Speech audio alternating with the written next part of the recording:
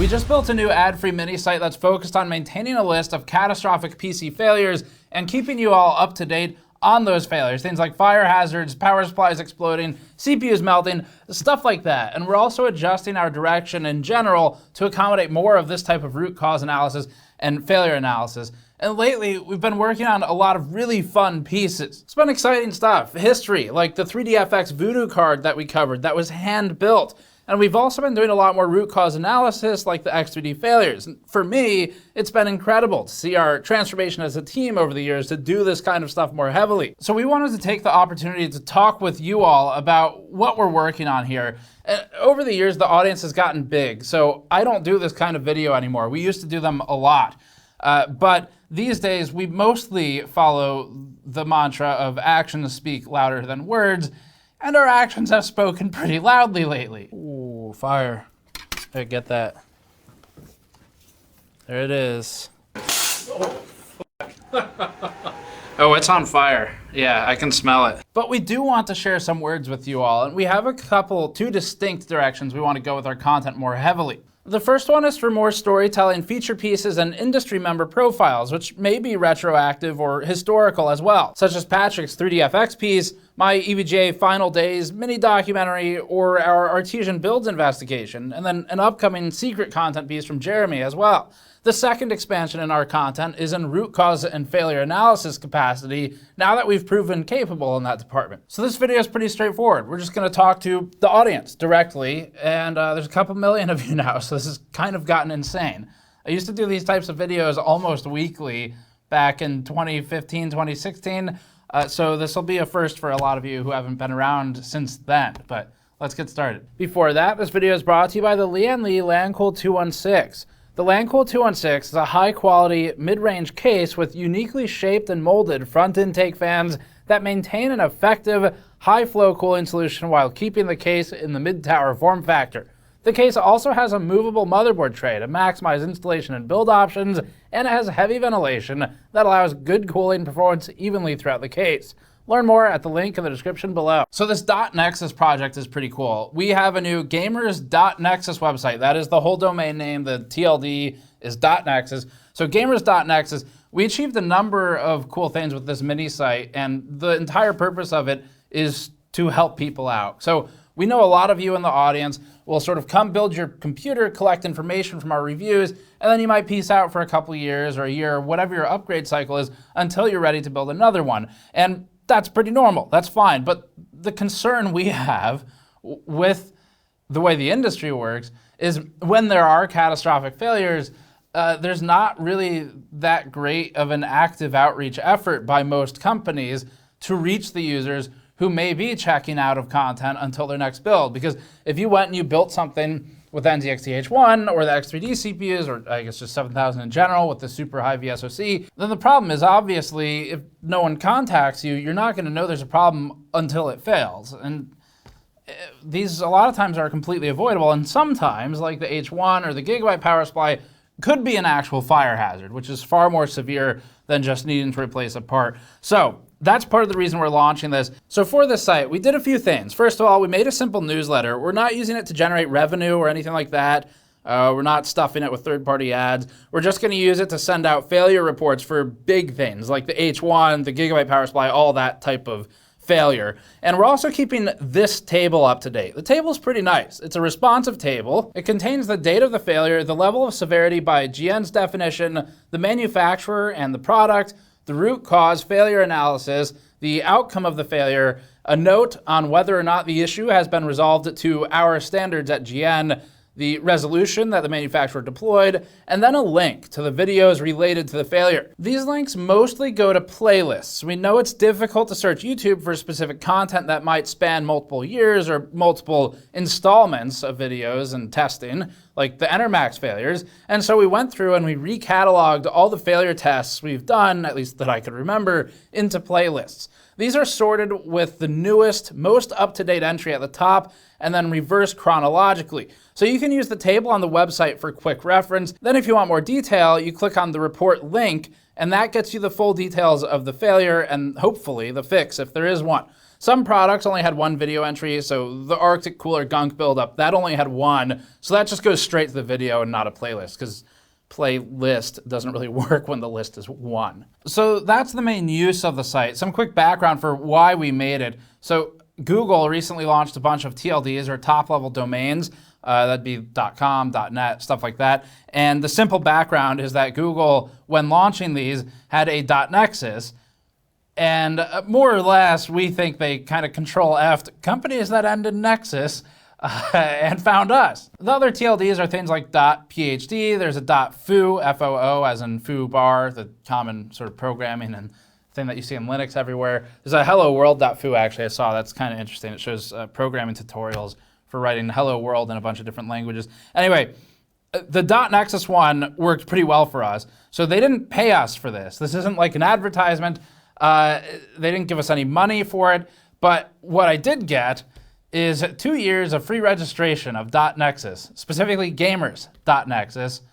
So the value's like $32. Not joking about that. If you've registered domain names, then you kind of know. Now, I then paid Google to register Gamer.Nexus as well, because people drop that S a lot and redirect it. So I end up paying them, and now we're making a video about Gamers.Nexus wherein we will share the AdSense revenue with Google for this video, because that's how all YouTube videos work.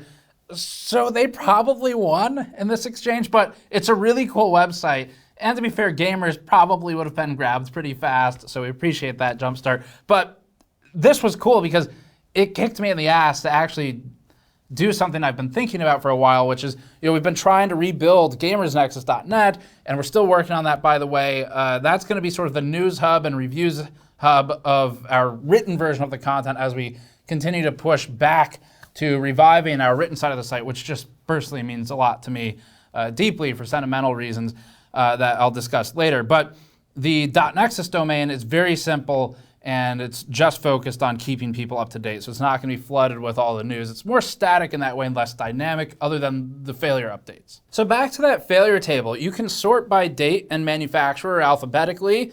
And when we dug back through our content, we remembered 8 critical failure pieces since 2019. Which is kind of a lot, actually. The oldest is the Enermax LickTech series. There's probably some I'm forgetting that are older than that, when we weren't maybe as professionally equipped as we are now. And feel free to post a comment to remind me. But to walk you through the table in a real use, the Enermax LickTech ones, they were never resolved to our satisfaction. They eventually launched a new series entirely, which isn't a resolution, really. The NZXT H1 riser cable catching on fire is in here as well. Action. Oh! Okay, experiment worked really quickly.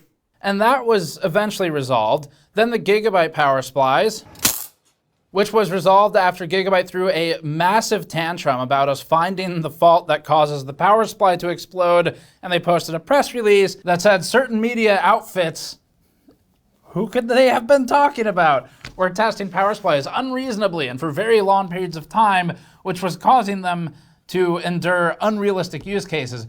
We then did a speed run, and we blew it up in like 12 minutes.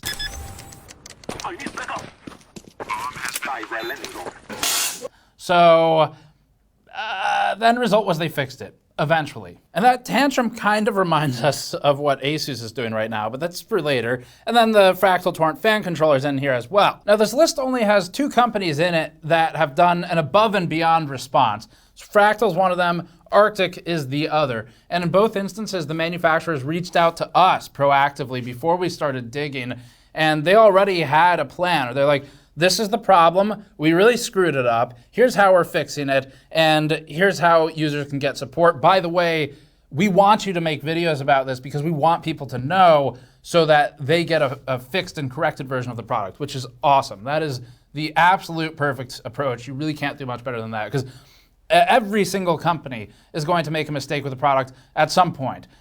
We've made mistakes with videos where we go and we either have to update the video with a re-upload, or we post a pinned comment or whatever. It's all about how it's handled by these companies. So in the case of Fractal and Arctic, as always, a mistake is inevitable, and they got in front of it, they fixed it, and they deployed that fix in a really smooth way. So big credit to them for this. We've given them credit before, but we like to keep doing it because we want other companies to see that and go, oh, maybe this is the better approach rather than the Asus dig your heels in, kicking and screaming, and goes to the media approach. The rest of the list is more recent, so 12-volt high power cables are in there. We marked these as moderate only because it's basically user error with a little bit of a mix of design error or maybe design oversight, but you'll notice there have been a lot fewer posts about burning cables since that was covered. And then at the top we have the AMD faults. Underneath this list, if we scroll down, we define the Severity rating system. We did it this way so that we can all stick to a known and very clear standard rather than something more nebulous, like just saying critical but not saying what that means. So this rating standard allows us to be consistent when we rate these. Say if we don't have one for a year, we don't have to try and remember what our system was. And you can go check it out, again, on Gamers.Nexus if you want to read it closely. Below that, we link our store items because this site is entirely funded by our store, direct donations, which are actually at the bottom of store.gamersnexus.net. Things like super thanks in the comments below. People post a super thanks attached to some money. We reply to most of them. Patreon donations, YouTube memberships that we just launched if you want to get some custom icon badges on YouTube and custom GN emojis. Yes, I'm spending some time here because that is how we fund this. This mini site, again, ad-free. And although there aren't a lot of updates, there will be ongoing maintenance as we continue to update it and do more things with it. But also, it isn't like that's the only thing we fund. We fund all the testing too. Below that, the failure list has an update log. So I added this because each time I update the list in a big way, we want to detail why. The point of this is, number one, transparency, so you know what changed, and number two, so you can rapidly check what changed if you haven't been to this list in a while. So if it's been 6 months and you're like, I think something's different, but I'm not sure what, you can check this update log and it'll have a brief description. Now the goal here is to create an ultra compact version of our videos in a list form with then a link to the detail in the videos. And it also helps with us as we expand in the direction of doing more root cause analysis. Just personally, I find that kind of work really fun and fulfilling. I know Patrick absolutely loves working on it as well. Vitalii on the video side, with the X3D example recently, I saw the excitement when we got it all done, posted it, and the whole team here loves doing this kind of work. What we're trying to do as we grow in our root cause analysis and eventually add failure analysis capabilities. That stuff's really expensive though. I looked into scanning electron microscopes. They're not in the budget, but one day, hopefully. As we go that direction though, the point is we're serious about this and we're keeping the team small and highly skilled. It is not my personal objective to become just a manager of people. I want to be involved in the work at every level. And our goal is to just be skilled and focused. So this means a few things. One of them is we don't ever have to sell our values to sponsors to keep sponsors happy because our overhead is insanely low. And that's not to say necessarily that having sponsors, which we of course still do, means that you're selling values, but rather that there's sort of this implicit, it's always in the back of your mind of how are you going to make money and expand or stay in business or whatever this particular year. And because we no longer rely on sponsors the most heavily, it's not even really a question. Our overhead is insanely low as a company. We're very lean and efficient in that way. And we still take on sponsors when we like the product they're advertising. And typically the way we actually approach it is we review the thing, we see that we like it, and then we go, hey, this was pretty good. We think our audience would like it based on the comments from the review. What do you think about running some ads? And that works really well because then we get to go through the whole process, post the review, and if it's good, it can be an ad. And if it sucks, then we don't advertise it. The Height Y40 as an example, we didn't particularly like. It doesn't suck, but it just overall didn't meet our standards. So we asked Height, hey, can we run the Y60 instead? And they were cool with that because we actually liked the Y60. But that's a tangent. So anyway, we still take sponsors so that we can expand in general. That's how you fund big purchases like the equipment we use these days. But it's cool that we're so lean because it affords us a lot of flexibility and we don't have to take just any sponsor. Like Raid Shadow Legends. I was trying to figure out if I wanted to do a joke ad, but they're not a sponsor. In relation to that then, this new Gamers.Nexus site is completely ad-free. We have links to donate to us, to buy our stuff, but that's it. It's simple, it's lean, and it's not bloated. So that describes the table and sort of the ethos of why we're doing this. Now for the newsletter, It's simple. We're only going to use this when we update one of these major failures or we investigate another one. So basically, if we had this rolled out a few weeks ago and you were signed up to the newsletter, then you would have gotten an email blast right when we posted the first X3D video about the things burning up. We're not going to use it before we do work. So to be really clear on this, just like with our videos, we're not, anytime there's some big controversy, going to send out an email like, oh, CPUs are on fire or whatever. We haven't validated anything. So hopefully that's true. We're only using it once we've actually done some testing.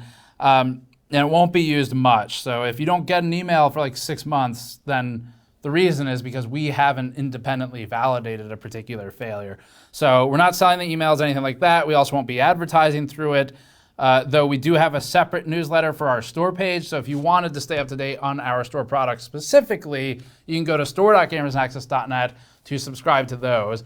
And we may include, of course, links to our products within an email about a failure to help fund the effort, but the purpose is not going to be advertising GN Store products primarily or any other product at all. So that's the main part of the Gamers.Nexus mini site, root cause analysis, failure analysis, and it's actually a really super exciting time right now to be part of GN because I love working on this kind of stuff. There's another part though. Now the other part of the site is really important, but it's pretty simple. We're excited about it though. So the other half is for formalizing in a public and written sense our ethics statements and our policies relating to things like advertisers, travel and hotels, error corrections and data, things of that nature. And technically, none of this is really new in that we've already acted by a lot of these policies for a long time.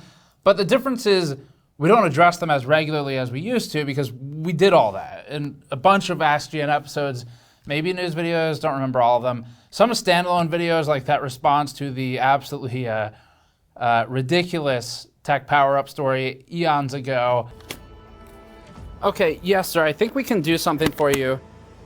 It does smell like leather, actually, now that you mention it. Which, if you haven't seen it, it's kind of an entertaining video at this point. But the point is, we've talked about all these things in the past, so questions such as, how do you deal with advertisers? How do you deal with separation of the review arm of the business and the advertising arm of the business?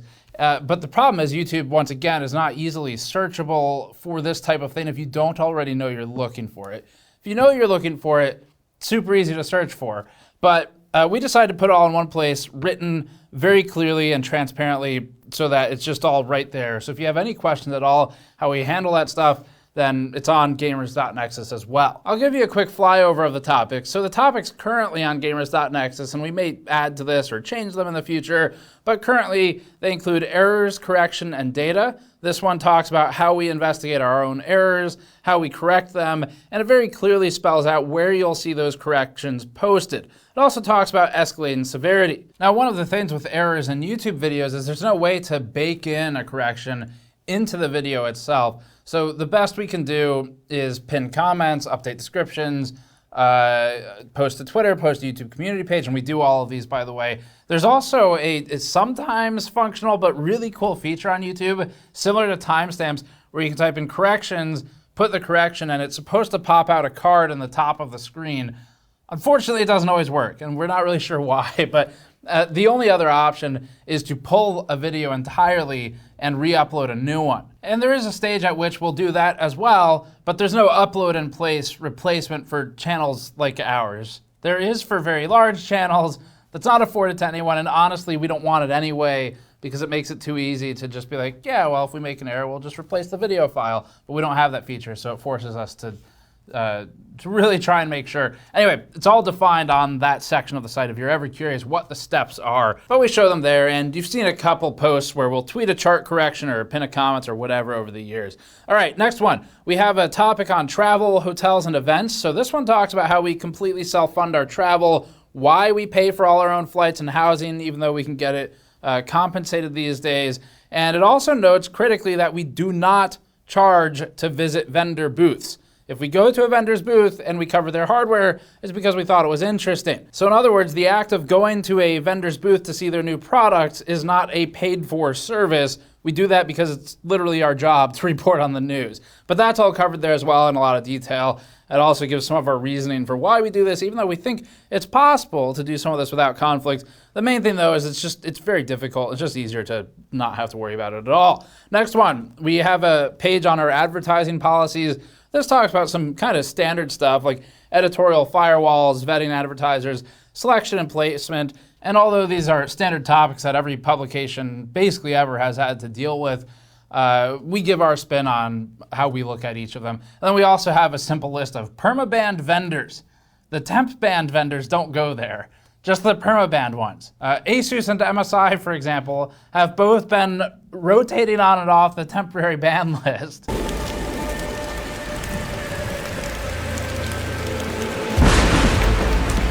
It also talks about sponsored videos. Why isn't it working? Did I mention that this video was sponsored? It's even good at picking up large pieces of trash.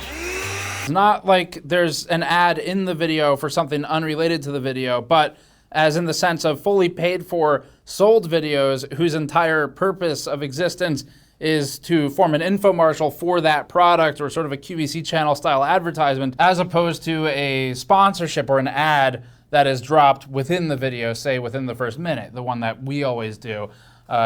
Traditionally, you would refer to that as an advertisement. YouTube really wants creators to use the word sponsorship. I think it's to differentiate their AdSense stuff from the directly sold stuff. But the point is, we don't do sponsored videos where the entire video is paid for by some company. So like if a company sends us a product and says, will you do an unboxing, we'll pay you, our answer is go f yourself. Maybe say a little nicer than that. Well, actually not always, but normally there's a little more tact. Anyway, that's on the page as well. So the point for that is to just say like, hey, there's a lot of different types of advertising on YouTube. We think all of them can be done responsibly, to be very clear. So absolutely, there's a way to do each of these things in a productive way. So you could do sponsored videos for, say, educational content, where you basically take money from a third party that wants to promote a thing that they use a technology in to explain how that technology works. And actually, several years ago, around 2015, 2016 or so, somewhere in there, we did two simple versions of this for educational content. I don't remember the exact years. Maybe 2014, long time ago.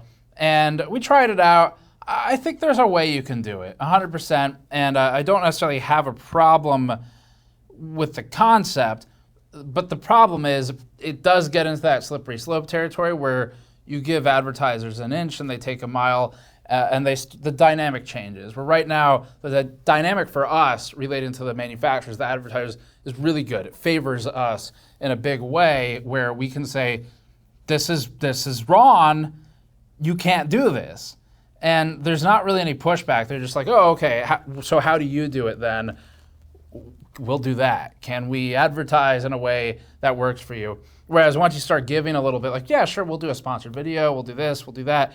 I think for a lot of advertisers, they start to look at you, the content creator, as a marketing vector purely, and you lose sort of that respect of being a technical reviewer. And so for us, since we are primarily technical reviewers first and foremost, we just don't do that kind of sponsorship. So anyway, that whole page spells all that stuff out. And then finally, we have a page on contributions and giving. So this one details the organizations and charities we've worked with over the years or currently work with. And it talks about what we do with our hardware when we no longer need it.